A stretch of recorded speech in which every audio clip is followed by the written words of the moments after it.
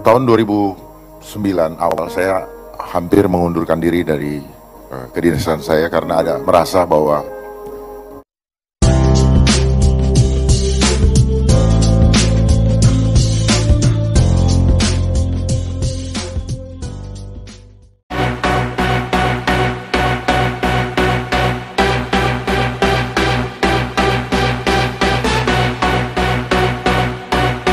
Shalom.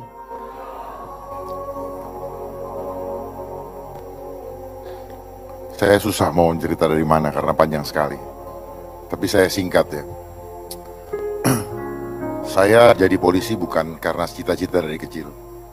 Tapi perjalanan membawa saya dan akhirnya saya mendapatkan sesuatu yang Tuhan taruh bahwa Tuhan ingin saya di situ untuk memperbaiki. Niat untuk memperbaiki ternyata tidak semudah membalik tangan. Karena di dalam perjalanannya penuh dengan dinamika yang membuat kita kalau fokusnya kepada masalah, maka kita akan jatuh di tengah jalan. Karena kita melihat dunia ini begitu besar, begitu gelap untuk kita hadapi. Karena kekuatan yang kita hadapi sekarang adalah kekuatan mamon. Itu yang utama. Tahun 2009 awal saya hampir mengundurkan diri dari kedinasan saya karena ada merasa bahwa kita mau kerja baik ternyata sering dikerjain walaupun kita tidak salah. Dari situ saya mengambil suatu keputusan bahwa kalau saya menyerah maka dua-duanya saya nggak dapat. Saya tidak dapat anugerah Tuhan, saya tidak dikasih Tuhan, dan dunia pun saya pun tidak akan mungkin bisa dapat. Karena apa? Batin saya selalu berantem ketika saya mau mengikuti cara dunia, batin saya berantem. Peperangan rohani terjadi. Dan akhirnya saya putuskan, ayah saya bilang, tenang dulu, tunggu waktu Tuhan, tunggu tanda dari Tuhan. Artinya apa? Keluarga itu penting. Keluarga merupakan ekstrak terpenting di dalam kehidupan kita di dunia untuk membawa keluarga ke surga. Ayah saya dulu seorang jaksa, terakhir jaksa agung muda, memberikan pesan kepada saya, kamu tidak perlu mendapatkan jabatan kalau kamu harus ngasih uang. Kamu tidak perlu dapat jabatan kalau kamu harus ngasih perempuan. Papa, mama tidak akan malu. Artinya kembali lagi, keluarga penting sekali. Jangan mendorong anaknya untuk melakukan hal-hal yang tidak. Seringkali lingkungan mengatakan, Bapak sekarang ada di mana? Selalu nanya jabatan, selalu nanya posisi ya. Jadi dari situ saja sudah terbangun bahwa mindset orang melihat kalau orang punya jabatan. Dan sejak saat itu saya tetap berjuang. Dan akhirnya saya tidak jadi mengundurkan diri dari kepolisian. Karena ada Tuhan taruh di dalam hati saya, kalau saya dari luar sulit saya untuk memperbaikinya, dan sulit saya juga untuk menyuarakannya. Karena saya menjadi tidak tahu apa yang terjadi di dalam.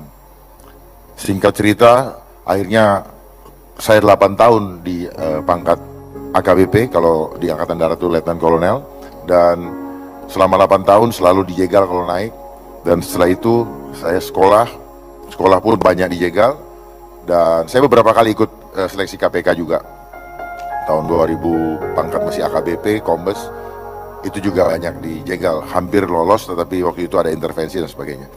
Nah, tahun 2012 saya ikut sekolah, 2014 saya ikut sekolah Sespimti, dan setelah lulus, tidak lama kemudian, 6 bulan kemudian, Tuhan angkat saya jadi bintang 1. Dan dalam waktu 3,5 tahun, puji Tuhan sudah bintang 3. Itu hanya semua kemurahan Tuhan. Tetapi di dalam proses itu pun tidak semudah yang orang lihat. Ya, terakhir waktu pas mau naik bintang 3 sendiri, ada demonstrasi yang demonstrasi kuasa Tuhan yang Tuhan perlihatkan, dan saksinya adalah Pak Geren. Karena jam 7:30 pagi sebelum dipanggil Presiden, saya minta Pak Geren, Pak Dautoni, ayah saya, Pak Jack untuk membantu mendoakan karena nama saya hilang dari list untuk dinaikkan bintang 3. Dipanggil Presiden tidak ada. Tetapi jam 10:15 ada yang WA saya bahwa saya gagal untuk ikut dipanggil presiden. Saya berserah, dan jam 10:20 ada telepon dari istana, berhasil. Saya segera berangkat, ditunggu jam 11:30. Dan itu luar biasa karena Tuhan demonstrasikan betapa ketika kita mengandalkan Tuhan itu seperti begini. Setiap hari fokus ke Tuhan aja udah.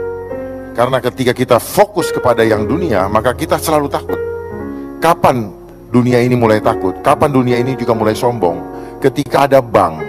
Perhatikan deh, ketika kita selalu mengandalkan saving, kita pikir hidup kita bisa di-saving oleh bank tadi. Angka-angka itu menunjukkan harga diri kita. Angka-angka yang ada di bank itu menunjukkan kesombongan kita. Walaupun kita sekarang ada di gereja ini, tapi mungkin kesombongan kita ada. Tetapi kekhawatiran kita juga muncul ketika angka-angka itu kita perhatikan. Loh, saya punya tabungan tinggal 1 juta. Padahal ketika Musa membawa orang Israel, bangsa Israel dari Mesir ke tanah Kanaan, Tuhan sudah memberikan pelajaran, memberikan roti mana yang hanya boleh untuk dikumpulkan atau dipakai untuk sehari. Kalau dikumpulkan lebih dari sehari, maka itu akan busuk. Busuk artinya apa? Kita akan jadi sombong. Kita akan gunakan untuk hal-hal yang tidak-tidak. Kalau berlebihan, itu udah nature-nya atau kebiasaan manusia, kedagingan manusia. Manusia fana selalu begitu, selalu memanfaatkan untuk yang tidak-tidak. Bahkan seringkali berkat yang Tuhan berikan kepada kita anggap ini titipan, sehingga kita mengumpulkannya untuk membangun harga diri, membangun nama. Itulah kaitan dengan angka-angka tadi. Gara-gara ada bank. Bank ini adanya ketika Tuhan Yesus lempar-lemparkan bangku, makanya bank itu berasal dari kata bangku. Dan bank inilah yang sekarang, yang mempunyai sistem perbankan ini, yang sedang mau membawa kita ke proses penggenapan Antikris. Di mana sekarang teknologi yang kita pakai sekarang itu hitungannya matematika. Coba lihat, perhatikan, di mana-mana orang selalu berhitung dengan matematika, tidak mengandalkan Tuhan. Padahal Tuhan Yesus sudah ajarkan kita 5 roti dan 2 ikan bisa memberi makan 5.000 orang. Kalau sudah amin, mulai sekarang praktekkan. Jangan amin tapi nanti masih berhitung dengan cara kita. Mulai sekarang andalkan Tuhan. Keluar dari gereja, andalkan Tuhan. Kenapa? Semua yang kita pakai, semua yang kita punya sekarang kita akan tinggalkan.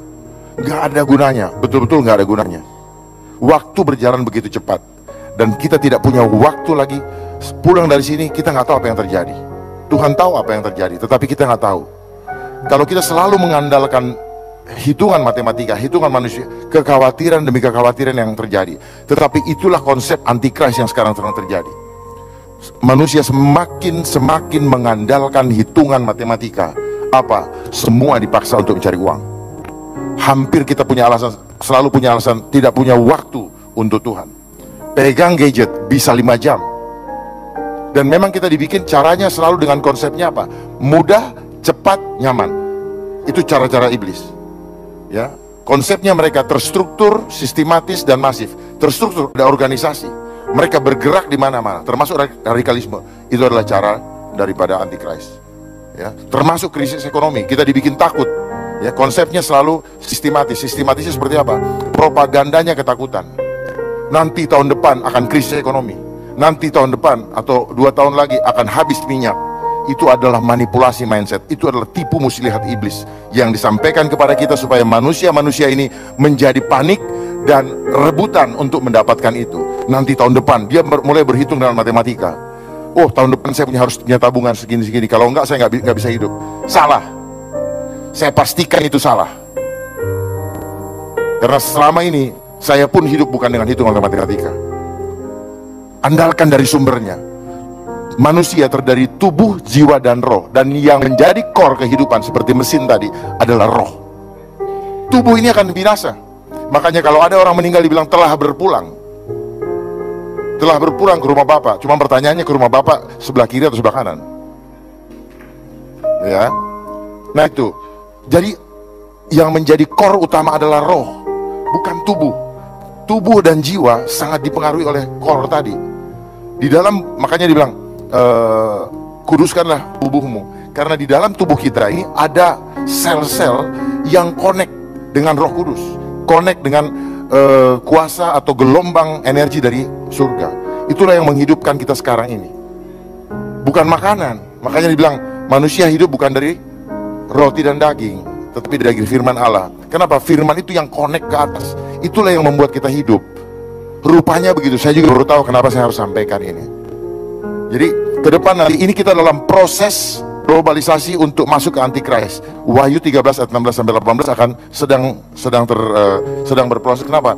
Dengan adanya imane, kita sekarang dipaksa untuk membayar pakai itu. Lama-lama sudah tidak kehilangan uang. Uang kertas sudah tidak ada, dan kita akan dikunci menjadi robot-robot hidup, bukan manusia lagi. Jadi manfaatkan kesempatan yang ada saat ini untuk melayani Tuhan. We have no time anymore. Waktu kita sudah sangat dekat. Jangan dipikir masih 20 tahun lagi, jangan. Berpikirlah bahwa tinggal tahun depan. Berpikirlah tinggal besok. Supaya kita sungguh-sungguh. Hari ini saya tiap hari dapat serangan kuasa gelap. Tetapi itu menggiring saya bahwa tidak ada dokter, tidak ada tabib yang agung, hanya Tuhan saja yang bisa menolong saya. Betul-betul ini, saya punya punggung sampai datang tadi, itu ditusuk-tusuk seperti ribuan jarum nusuknya. Hampir setiap hari, yang mau dihantam adalah jantung saya. Saya harus bersaksi sini, jantung saya. Dan sewaktu-waktu bisa hilang. Tetapi itu membuat Tuhan menggiring saya bahwa satu-satunya yang kau bisa andalkan hanya Tuhan, nggak ada yang lain. Sekali-sekali Tuhan tidak akan pernah membiarkan kita. Sekali-sekali Tuhan tidak akan pernah meninggalkan kita. Serahkan, rendahkan diri kita di bawah tangan Tuhan yang kuat, dan Tuhan akan mengangkat pada waktunya.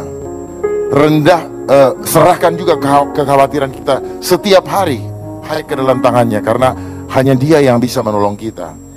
Manusia bisa mereka-rekakan jahat, tetapi Tuhan selalu memberikan. Tuhan tidak akan selalu mengangkat kita menjadi kepala, bukan ekor. Kita akan selalu naik dan tidak pernah turun. Lakukan itu, imani itu di setiap bagian kehidupan kita, pekerjaan kita. Jadi tukang sapu, jadi satpam, jadi apa? Jadilah agent of change of Christ, menjadi agen-agen Kristus. Mari kita mulai bersama-sama. Kita nggak bisa bekerja sendiri-sendiri, berjalan sendiri-sendiri nggak sanggup. Ya, begitu keluar dari sini saya suka perhatikan di lift itu sudah menjadi tidak seperti yang di dalam gereja. Sikut-sikutan, malah pernah dulu ada yang mau berantem hanya gara-gara lift. Bagaimana? Coba sadari itu. Di lift saya lihat sudah nggak saling kenal, senyum pun tidak. Mari mulai lemparkan senyum-senyum. Mari mulai jangan terpengaruh dengan gadget-gadget itu. Kalau ada itu berikan komentar yang memberkati. Di sini peperangan rohani. Gadget ini melemahkan tubuh manusia dengan dua cara, kontennya. Satu, kemudian gelombangnya. Gadget ini punya kekuatan magic, hipno elektromagnetik. Nanti saya bisa buktikan bahwa hipno ini bisa melemahkan sel-sel tubuh kita. Apa yang dihancurkan? Struktur DNA dari tubuh manusia. Lalu dia merusak membran sel menghasilkan hormon-hormon negatif, hormon-hormon beracun atau enzim racun, dan dia akan mempengaruhi mindset manusia. Itu yang dilakukan. Jadi sistemnya adalah selalu propaganda ketakutan. Itu ISIS itu juga buatan. 9/11 juga itu buatan. Itu buatan daripada Antichrist. Terus kemudian kayak krisis segala macam, demo apa segala. Jadi semua itu adalah buatan. Supaya apa? Ujung-ujungnya ada uang. Setiap ada hajatan selalu ada panitia. Setiap panitia selalu butuh anggaran untuk melaksanakan. Jadi itu caranya. Semua larinya ke uang. Sekarang kekuasaan yang dikejar semua uang. Orang berantem semua karena uang. Karena itulah ciri-ciri manusia zaman, cinta akan uang. Cinta akan uang adalah sumber dari segala sumber kejahatan. Manusia akhir zaman akan selalu menjadi hamba uang, dan walaupun beribadah saat ini menjadi tidak percaya lagi dengan kekuatan ibadah itu sendiri. Kiranya apa yang saya bisa sampaikan singkat ini bisa memberkati kita semua, Mulai saat ini jangan andalkan nih hitungan matematika. Karena Wahyu 13 ayat 16 ada kata bilangan itu. Makanya kita selalu diarahkan kepada bilangan. Bilangan itu, ranking sekolah membuat orang sombong ketika dia ranking 1. Juara ini, juara itu, sadar nggak? Ya. Tapi bukan kualitas yang dikejar, angka-angka. Sistem demokrasi kita pun begitu. Satu suara, satu orang, satu suara, dan ini akhirnya apa? Suara yang tidak bagus bisa mengalahkan suara yang bagus. Dan itu adalah konsep dunia, selalu untuk mengarahkan ke sana. Sistem yang ada pun sekarang demikian, selalu sistem manajemen resiko, dibikin takut, sehingga dibikin sistem-sistem supaya ini. Kita sedang menuju ke masa antikris. Kenapa? Nanti kita belanja chipsnya ada di sini. Sekarang dengan adanya OVO, ini sedang sedang bergerak ke sana, dan nanti kita akan dikunci dengan sistem itu. Kita tidak bisa lagi mencipta, mempunyai rasa dan karsa. Pada akhirnya kita akan dikasih pilihan, mau ikut sistem ini berarti hianati Tuhan atau tidak. Itu pilihannya nanti. Jadi bersiap, perkuat iman kita. Jangan sendiri-sendiri, kita harus bersama-sama. Kalau kita sendiri-sendiri, kita pasti banyak khawatir. Mulai sekarang jangan terpancing dengan itu, jangan ribut dengan gadget, karena itu semua adalah mainan. Ini semua tipu muslihat, membuat kita ikut-ikut marah, ikut-ikut jengkel. Kalau orang bilang, ayo suara ini silent suara yang tidak ini munculkan, nggak perlu, berkati aja. Kiranya Tuhan ampuni dia, dia tidak tahu apa yang dia lakukan, dan sebagainya. Baru menunjukkan itu adalah laskar Kristus. Terima kasih. Shalom, semoga memberkati.